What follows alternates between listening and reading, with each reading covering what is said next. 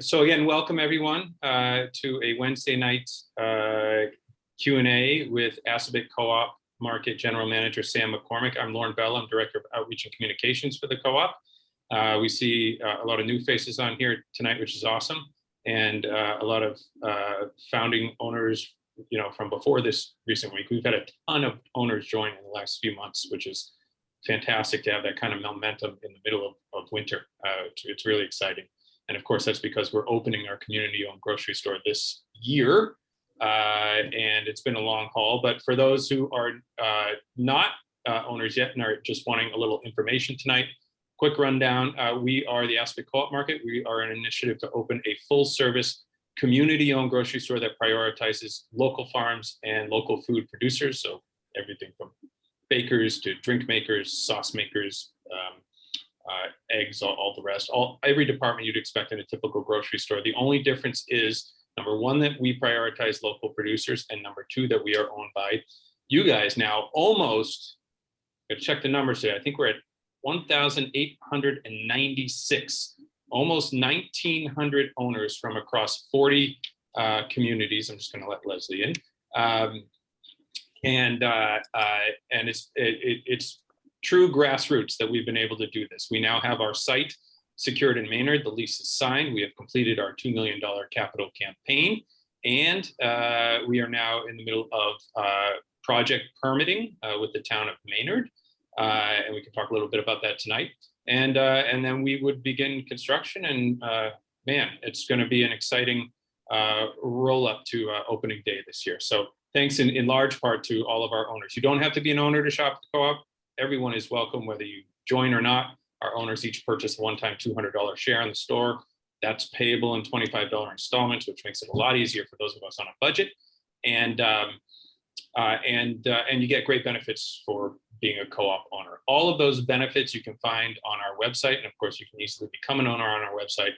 And that website is assabetmarket.coop. So it's assabetmarket.coop, and head there for cool information, and you can read about our sustainability campaign, which is going on right now, and become an owner. And even if you don't, please come shop at the co-op and support local. And yeah, so I'm going to turn it over to Sam now. And Sam is our general manager, just celebrated their 1-year anniversary as general manager in January, and has been instrumental in getting us to this point, which is really the final steps on the path to opening our doors. So I'll turn it over to Sam. Thank you, Lauren. And just as a heads up to folks, I got that scary warning, internet unstable. So if I freeze or something like that, Lauren will text me and I'll rejoin the meeting. I'll refresh my internet and rejoin the meeting. So hopefully we don't have to do that. Just as a heads up, if I just disappear, that's what's going on. Yeah, so it's really exciting to be celebrating. You know, it's been over a year now, and it really is a lot of work that's happened in this time. And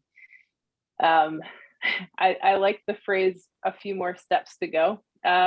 We have some few but large, significant steps to get the doors open, but we're getting much closer to that point, and it's really exciting. So we're in the thick of it with our planning and store development and development of programs and all that. It's, you know, full force all the time. The bags under my eyes are part of that.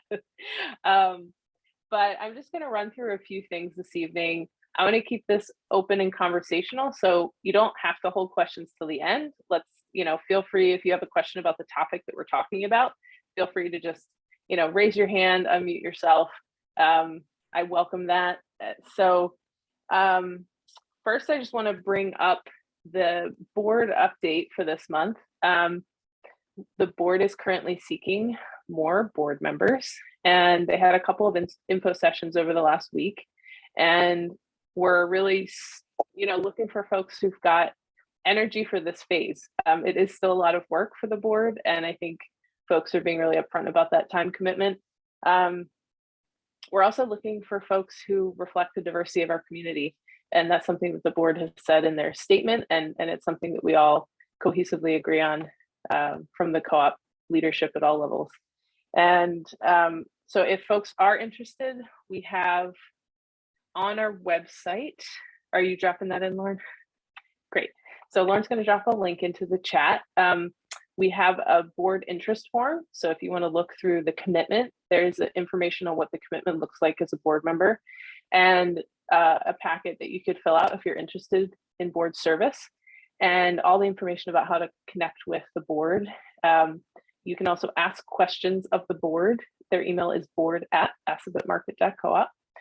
And they would love to have more interest than they can handle. That would be a great problem to have. And we're currently planning the owners meeting for this spring, and the date will be announced shortly. So the actual voting on new board members would occur at that meeting. The next, and if there's any questions about that, you can ask now, you can ask later. I next was going to bring up the fact that we launched a new brand for the co-op, and just wanted to touch on that process a little bit. We've had a couple of years of work that we've gotten survey information from a number of owners and had the chance to kind of incubate that information with our designer and the board. And it was a really great process to go through this fall. So we were super excited to work with Amanda Williams Galvin, who is a local artist and designer, and now also a co-op owner, which is really awesome. Just bring everyone into the co-op family.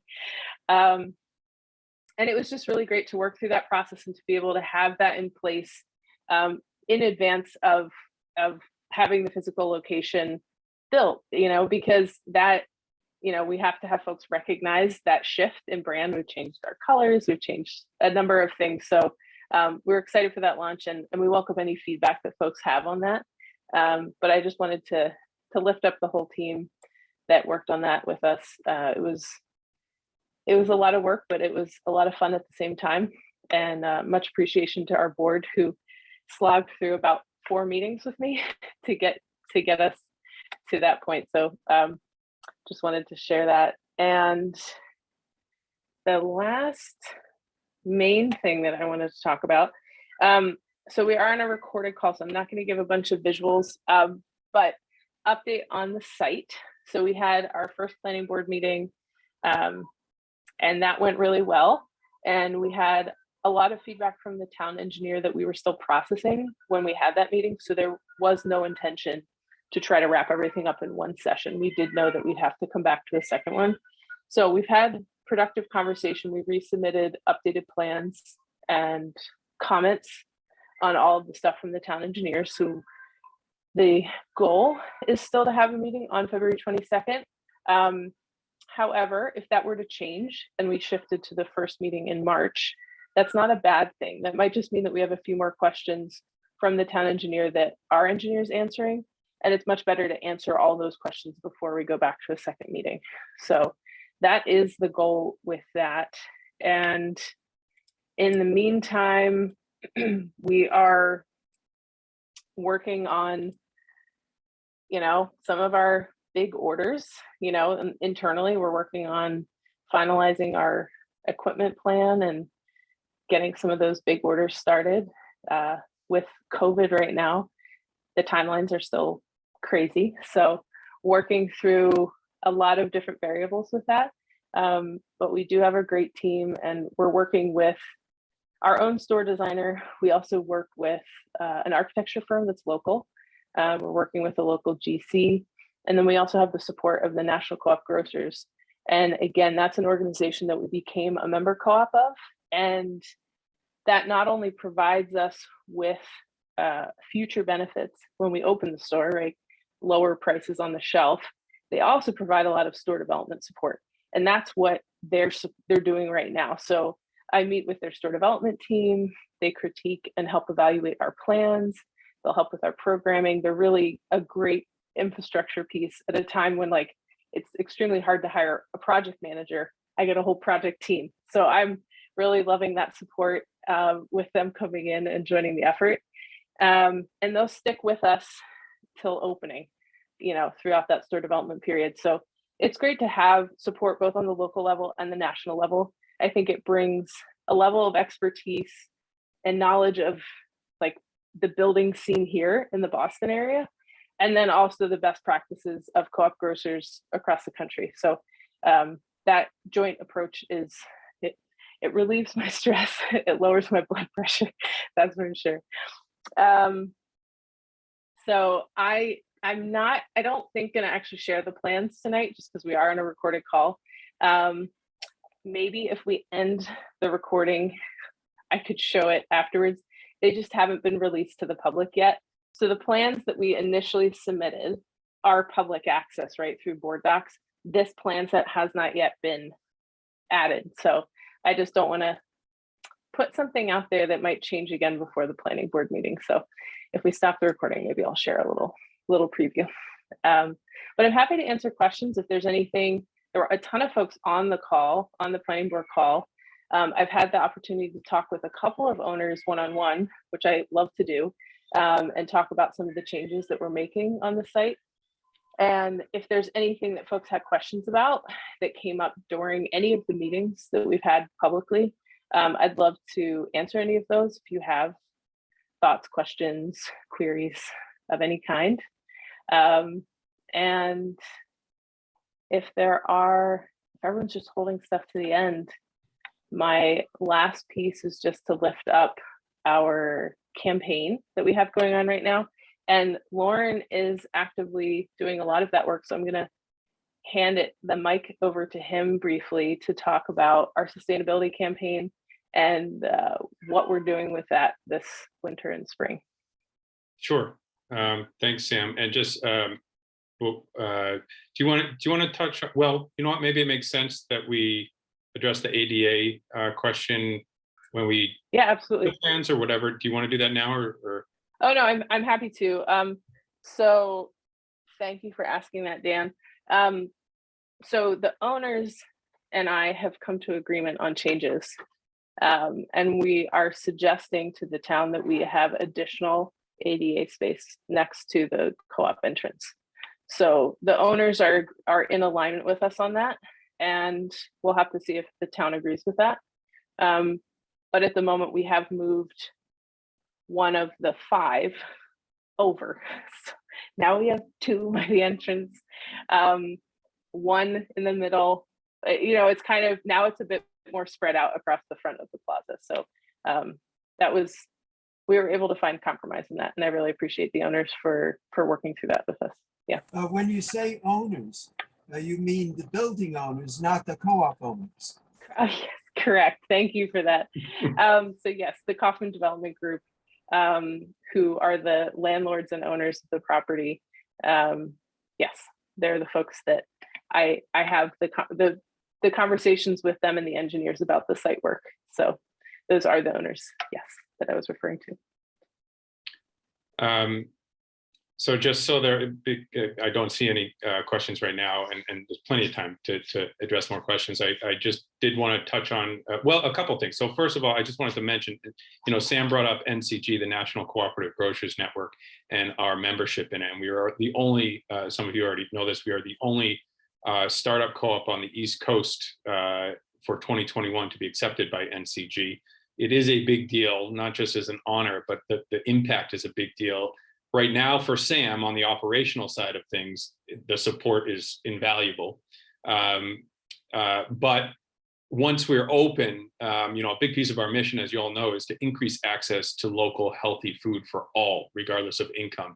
And NCG is a cooperative of food cooperatives. So they pool co-ops' buying power, right? And what that does, it allows them to negotiate prices that are good for producers and gives those producers access to a whole network of national national co-ops shelves, and it allows them to negotiate often lower than retail price for natural and organic food. So when you come into our store, I forget the brand that they market it under, but you'll see Co-op Basics labels on various products throughout the store, and this includes everything from milk to meat to peanut butter to pasta, coffee, all this stuff that you'll find at really good prices. And so, that's a huge piece of our mission right there. And we have obviously a lot of work to do still to make the co-op as accessible as possible to all. But we are so psyched to have that piece under, in place. And then I did just want to touch on the sustainability campaign. You guys have been hearing about it. The messaging is getting a little bit more frequent now, both in email and social media. But we were so psyched and to achieve our capital campaign goal of $2 million in investments from owner loans, interest-paying owner loans. It was huge. We pulled it off in grand fashion in this past fall. All of us came together and pushed it over the top. And that is obviously how most co-ops fund themselves to get open. The sustainability campaign is something pretty unique.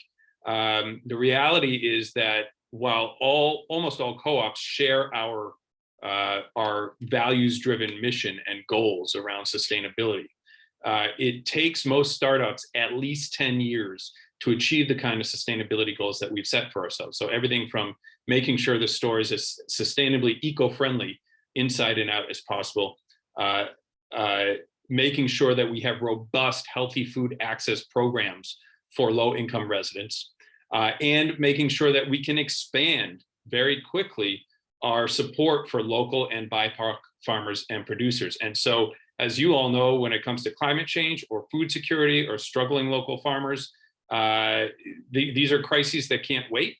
And so we don't plan to wait 10 years for a truly sustainable grocery store. So the sustainability campaign is a tax deductible donation campaign to raise an additional $2 million, basically matching our capital campaign, to accelerate these sustainability goals at our stores so that we can open on day one being as sustainable as possible on all three of those fronts.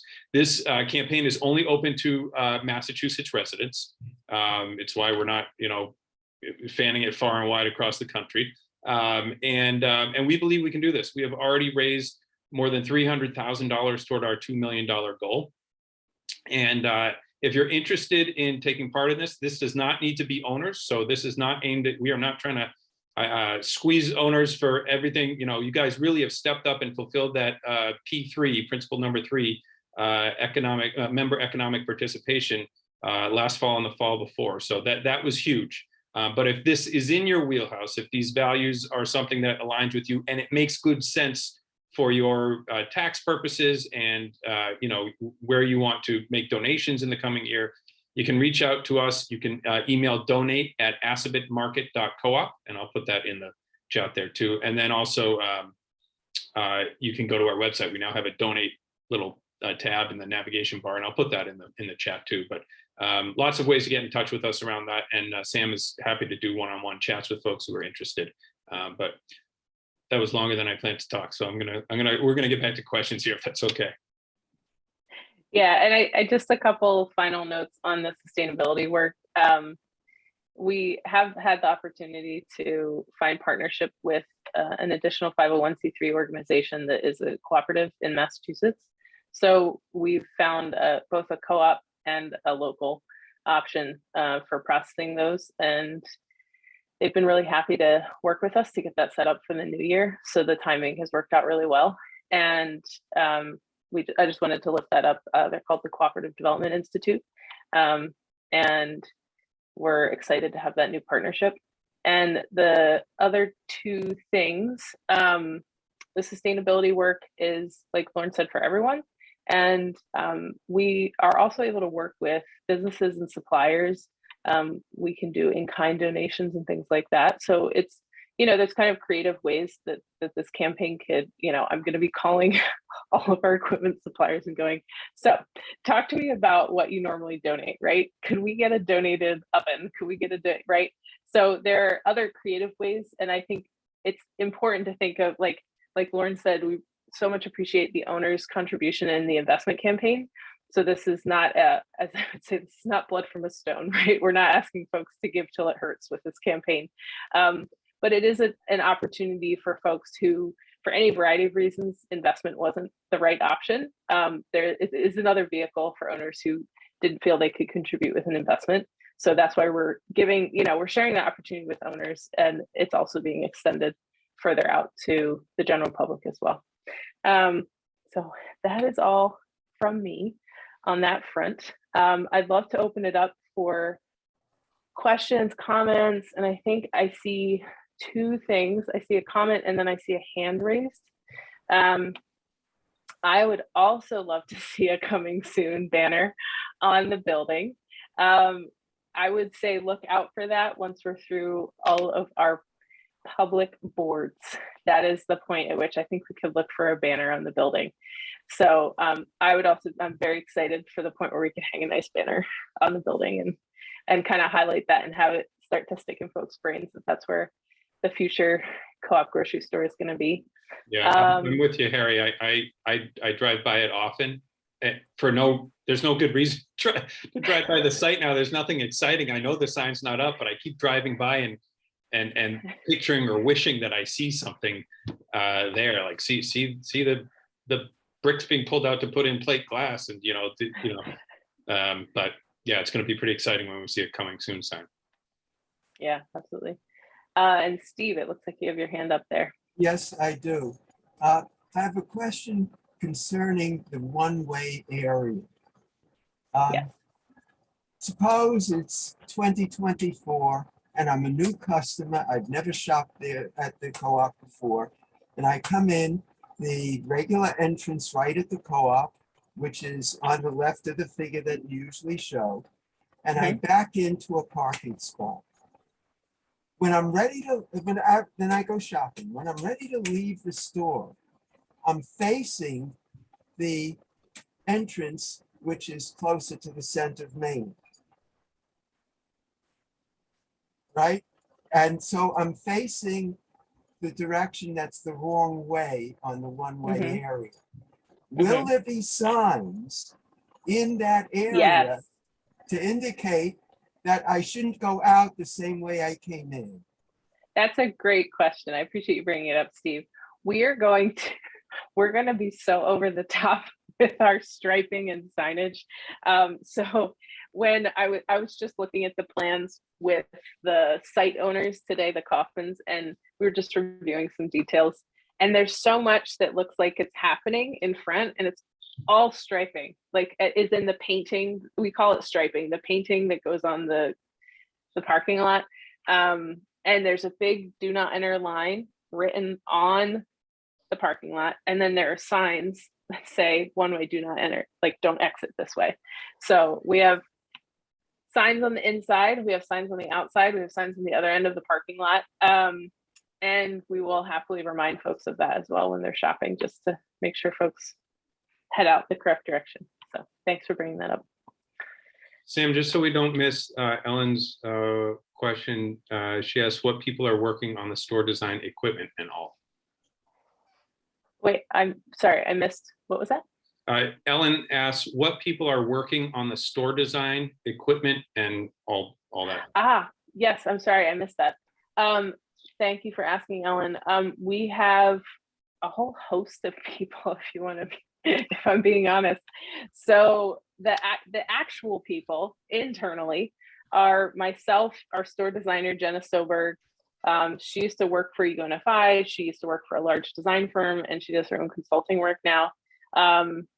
And so she's the one who's actually on her computer doing the actual fixture plan and doing a lot of the research for us. But we also have a lot of general managers and staff from the New England co-ops who've been contributing to this as well, perspective on current trends, what they've been seeing in percentage of sales in different departments for us to go, oh, do we want this refrigeration case this big? How many bulk, how many linear feet of bulk, that kind of stuff. So we've been doing a lot of local and national research. So there's a way that some of the co-ops are able to kind of like blind copy information, because you can't do, like, they would call it a kind of a version of insider trading. So you can't say like this co-op has this much and this co-op has this much, but what they can say is co-ops 1 through 10 of a similar size to you have sales of a certain type within these departments, right? So we look at all of those numbers, and that's been contributing a lot to our store design and layout. And then we also have our entire architecture team. So Scott Griffin Architects design and build grocery stores with some regularity. So we have a lot of expertise within their team. And they're also used to doing kind of smaller footprint condensed design. They've built Trader Joe's, they've built other city markets. So they're, you know, having the thought to what can we fit in this somewhat smaller footprint. And then the next phase is we have the whole store development team for NCG that are putting their eyes and minds to this design as well. So we have a pretty large team overall. Yeah. And it's very comforting to have that level of feedback. I will say that as the person who has to say yes or no to a lot of things, it's really great to have a high volume of feedback. Yeah. Looks like Ken has his hand up. All right, we'll go to Hi. Ken and hi. I loaned some money to the co-op. I'm wondering when I'll get my 1099 forms for this year. So there's two things that I will say. There's two types of loans in the major sense. When folks signed their loan documents, there was an option to say, release my funds immediately. Like these funds can be used for project costs at any time. And then there was the version that was hold my funds until the board has acknowledged that the project is fully funded. If somebody chose the second option, then you would not have received an interest payment check and you would not receive a 1099 this year because your funds were held in a separate account and it was not interest bearing because it wasn't considered active and the note was not issued yet. Our board treasurer is the person that manages the notes and things like that. So if there are further questions on that front, I would love to send you her way. So if you want to use the info@ email, we can pass along any questions you have on that front. But that's my initial reaction to say that that might be why, because otherwise every owner that received an interest payment this year, our accountants generated hundreds of 1099s on our behalf and sent them out to everybody. So we can absolutely follow up on either the status of a 1099 or if your note was in that second category. So if you would like to either send Lauren a direct message in the chat, or if you want to send us an email at info@assabetmarket.coop, we'd love to solve that with you. I'll check out if I am holding it till the end and see if that is the issue. Okay, all right, great. I appreciate Yeah, it. and Ken, feel free to reach out to me. I put put your name big on my little note pad here, so with an asterisk and a box around. So if feel free to get in touch with me and I can reach out to Siobhan and she'll check all the records and just make sure everything's good. Thank you. Absolutely. So just to scroll back a little bit, Ellen said she likes the welcoming arch and the new signage. Can the top be curvy like the town signs? Yes, so the current, I love that you brought that up, Ellen. That was definitely one of the inspirations that our designer Amanda had, is the Massachusetts town signs, right? And having that. So in the way that our main logo shows up, and I think it shows up well in the drawing that we have of the front of the building. Are you asking if there will be an actual line or if the lettering is arched? What is the specific question? Oh, I think you're still muted there, Ellen. Yeah, just unmute yourself. Yeah. There you go. It's hiding behind something at the top. Hard to hit the right thing. On those actual welcome to Concord signs and everything, the town name is curved. Is it? Maybe it says welcome to. At any rate, the signboard itself has a little curve that sort of looks like. Oh, so you mean the signboard? Yeah, it curves like, oh, I'm doing it in the wrong place. So in the style as we have it right now, the theory of the actual signage that'll go in the front of the building is that it will be individual letters that will be placed as like a floating sign on the front without any delineation around it. So it is going to be the arch with just the letters in the current plan for the sign. Yeah. very large and visible from far away, right? That is the goal. And if any additional signage is needed, then we have time to talk with the town and include any additional signage in our building permits. So And words Yeah. food co-op will be very, very large too, so people know what it is. I mean, we've got a co-op market up there, and we'll have banners, and we're gonna have all the advertising we possibly can. The owners of the property are like, put banners everywhere. Like they're here for it. They really want this project to succeed. So we'll make it loud and clear what we are and what we're here for and who we would love to welcome, which is everybody. So yeah. Sam, there are a couple questions left here in the chat. Just maybe we can quickly answer, because this would be quick. Mary Ann's question is the approximate square footage of the co-op, not including office space. So the backstock area and the retail square footage is, if you include, which in our lease, they include the walls. So if you include the walls, it's 8555 square feet. If you don't include the walls, if you include the actual square footage you can walk around in, it's probably closer to 8,400 square feet, with approximately 6,000 of that being retail.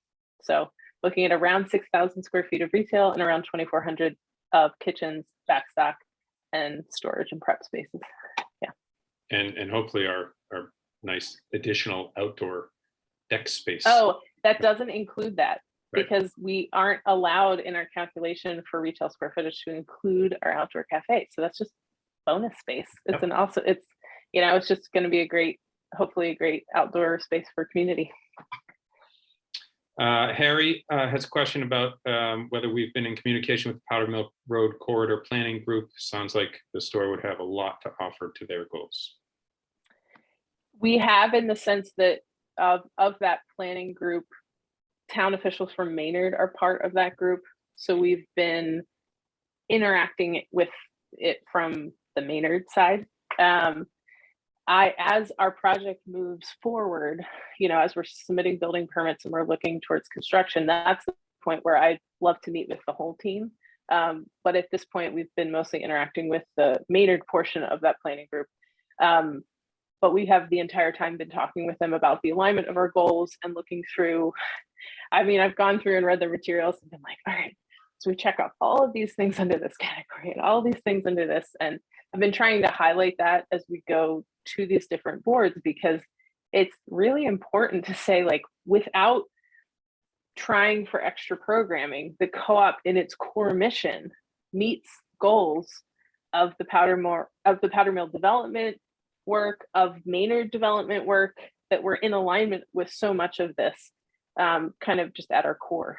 So I've been doing my best through all of our project meetings to really highlight that and work with the town to maybe in future access some grant funds for further development of the river area, the road area, that kind of thing. Yeah. Yeah, I was glad to hear you speak to that at the planning board meetings, and just having read about what they're trying to accomplish, we're bringing people in from 40 towns. Seems like they would want to come to us.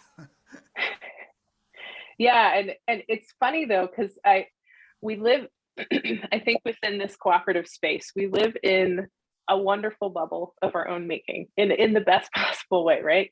We talk about and we know the core things that are awesome about food co-ops. A lot of us have participated in other food co-ops, so we're bringing in this kind of knowledge and information. And a lot of other folks don't know that. And so some of this is kind of saying it again, saying it in this space, saying it in, I'd like to go before the Economic Development Committee, talk about that with them, so it's kind of like, how do we elevate this in all of these different spheres and really help folks to recognize what value a co-op can bring to a town and to a community. So it can never be said enough. So we will continue to bring this message in this note. I appreciate you bringing that up. Yeah, and it is even a challenge, even in Maynard, it's not a town that's unfamiliar with co-ops and their impact and how wonderful they can be for the community, but it's been 79, 89, 99, 2009, 2019. I mean, more than 40 years since we've had a food co-op in town. And so, and it's obviously a vastly different grocery store industry than it was 40 years ago. So, you know, what I'm really excited about is that we get to demonstrate to everyone by our shopping the heck out of the co-op how awesome the co-op is, and by our, you know, participating in programs, and by the leaders of the co-op, you know, partnering with other local businesses and local nonprofits, and expanding our reach and our mission and our impact. So it's been up to us the whole time, and it still is. So now we get to actually, you know, walk in the doors and make it happen as a living, breathing grocery store. Yeah, great. Yeah. Thanks. Yeah, and I mean, I think that question also kind of applies to all areas of the co-op, and it's so interesting as we continue to do the physical development of the space, that work. I've had so many times where people have been like, who are you guys with? What are you doing? Who are you again? What do you do? There's a lot of, you know, I think no matter what, we always have to say, not everyone knows who we are. Not everyone knows what we do. And so it's a very consistent thing. It'll be the same even after we open, is consistently sharing the work that we do, why it's important to the community. And then we can have a wider impact with an open store. But that's a lot of the work that I do, is I talk with folks from other organizations, nonprofits, local groups, state groups, national groups. Why is it important? And even with our sustainability work, somebody said, why should people bother to give to the co-op? And I said, if it matters to them, they can, right? We're a local organization. If folks want to put their dollars towards a local organization that's gonna, I think the piece that we are that's slightly different from some folks, right, is that we're also gonna generate, right? So the hope is that we can multiply the impact of a donation, and we can then carry that on to other food spaces in the area, to other nonprofits, to businesses, to staff. Like, it can, the multiplying effect of bringing in and keeping dollars local, especially and even with donations. I think that's a big thing too. So we consistently have this conversation all the time, and I will happily have it every day. Do we have any other questions rolling in here? Yeah, there's one from Debbie there about after the planning board meeting, what are the upcoming permitting meetings? So after the planning board meeting, there will be a bit of a kind of a public hiatus, in that we will be submitting our building permit set. So with the building permit set, we're really dealing with town officials. And that set itself isn't a public meeting event. It's an internal review process. The building inspector, engineers, and folks look through that's our whole plan set. That's like the things that folks have been seeing right now is the exterior site plan. And that's one of the pieces. I think for folks who may not have worked in construction before, a full plan set is like a huge stack of documents. It's like if you were to think of a building, even your house or the room that you're in, and think of all the components that go into that. Most of those components require their own sheets. So here's the drywall, here's the electrical plan, here's the fire plan, here's the health plan, right? So we are working on that whole set right now. And we have the goal to submit those as soon as possible after the planning board meeting. And we're on schedule at the moment for the timeline that I'm not expressing, because it's not a timeline that I'd put out publicly, but the goal is to have those submittals in the spring. And we are making great progress on that goal. I would say the next public meetings would be for some of our licensure with the select board. So we'll definitely be in public hearings again, but that's going to be more on the licensing front. And I'll have to talk with the town officials on what that timeline looks like. But I would anticipate that would be the next public facing stuff with the town. Yeah. Any other, well, it's not a question, but yes, cats and monkeys. That's my job. Thank you, Ellen. If only, that would make for a much more fun day. Any other questions, comments?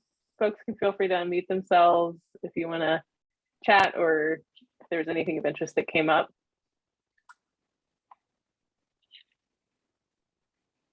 Nothing at the moment.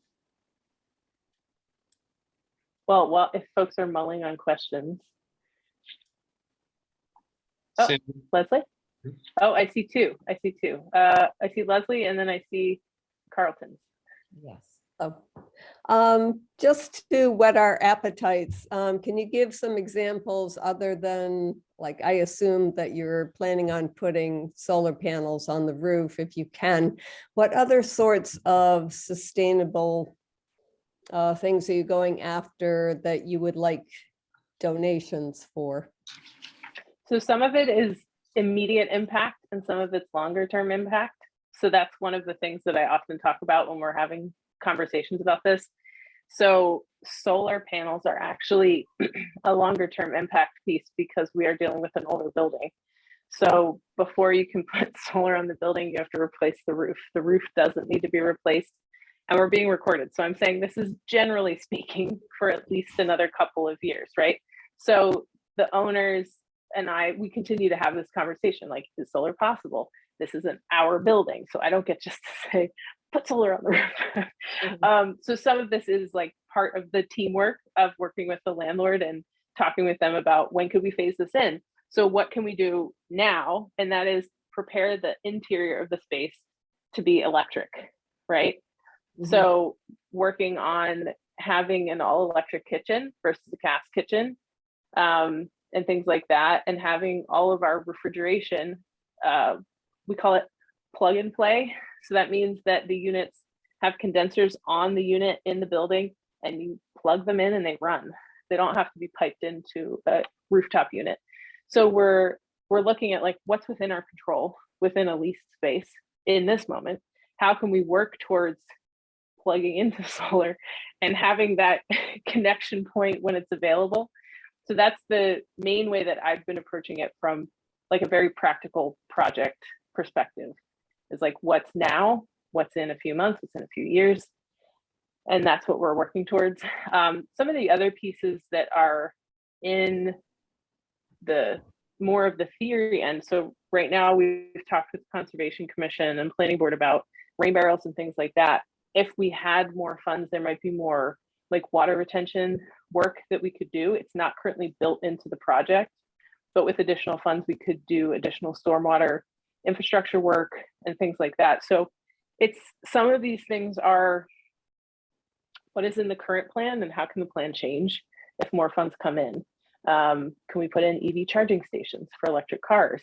Can we, so I will go before, I'll have more public hearings if I need to, if we could have funds to do things like that, right? So some of this is, if it's not in the plan now, it can be put into the plan if the funds come in, right? So we're working in progression as funds become available. Okay. I hope that kind of addresses your question. Yeah. Great. Yeah, and just if I could add, Leslie, as we, I know this is just because how the common lingo that we use when we talk about sustainability, we usually quickly go toward all of the greening elements that we can have, whether it's in our home or in a business or in a building. But we're really trying to look at sustainability holistically at the store and really trying to make those three specific impacts on the environment, of course, but also on making sure that folks have an accessible space where they can find healthy food at reasonable prices and have programs that gain them access to additional products at even more affordable prices and that kind of thing. So, and then of course, the third piece is, we reduce our food's carbon footprint. The carbon footprint of food at typical grocery stores is huge. Even in the midst of apple picking season around here, most grocery stores that you go to, you pick up an apple, and if you're lucky, it's from Washington State, if not New Zealand. So we reduce our food's carbon footprint, obviously, I'm preaching to the choir here, by sourcing locally. And with more funds, that allows us to source more local food. And of course, there are co-ops across the country who have been around for 40 or 50 years and have farm seeding grants, to get local farmers and BIPOC farmers started. in the area. And so, those are the sorts of programs that most co-ops that, are startup co-ops and open on day one, they dream about. But the need is not 10 years from now or 15 years from now, it's now. So we're really hoping that folks, whatever appeals to them most. We've got folks in the community who join the co-op for all sorts of reasons. So, if having a really eco-friendly grocery store, truly sustainable grocery store on that front is what really you're interested in, then folks donate, because of that. And if, increasing access, healthy food access for low-income residents, folks donate for that. And if it's about really expanding our support for local hardworking farmers and BIPOC producers, then it's the co-op, right? It's the intersection of so many unbelievable community impacts. Yeah, it's the thing that, and I'm quoting somebody else here, this is not my quote, but it's something to the effect of one of the most radical things we can do with like climate crisis and other things is provide access to food, good food that is sourced in a sustainable manner, right? So we do think about our sustainability impact and how can we shift the way that food is provided to folks. Like, is a local product so expensive that somebody can't afford it? That's a question on my mind constantly. I do want to make sure, so we had another hand up, so I want to make sure we get to all of you at the Carlton household. Can you hear me? Yes. So actually 2 questions, but since we're brand new to this, we're the baby of the bunch. We've watched Victory Plaza over the past 30 years and it's had many lives. You know what I mean? There was a restaurant in there after the market, and now there looks like there's the children's play area and the car parts. Where is this actually going in this? I can share the cover pages that don't show the changes. So I can share my screen briefly and we can look at that. Every time I drive by, like Lauren said, I'm like, how, what, where? Yeah, so I'm going to show an overview. Sam, just let me know if you'd like me to stop recording to kind of open it up. We could pause the recording and then maybe we start it up before we wrap up. Didn't know that was an option. So I'm going to pause. We'll be right back after this message. Oh yeah, because we're gonna, before we wrap up, just want to talk about a few things coming up. So we are at time. I love the hour we spent together. And I do see one more thing in the comments, but we are trying to see how we can stay connected over what can be a drawn out and dreary winter spring in the New England. It's 60 degrees one day and then we have ice and snow another. So we're looking to have a few extra sessions in March. We're hoping, it depends on one item. It depends on whether or not we have a planning board meeting on the 22nd or if we have a meeting in March. But we want to have at least 2 sessions hosted like this in March, if not 3. One of them would be another general Q&A session, hopefully updates on how all the planning board work has gone and a site update. We are looking forward to also hosting a more in-depth Q&A just about the sustainability campaign. And that's so if folks are specifically interested in that, we have more detailed programming information than what we're kind of talking about very broadly, like broad strokes right now. So we're happy to address more specific questions.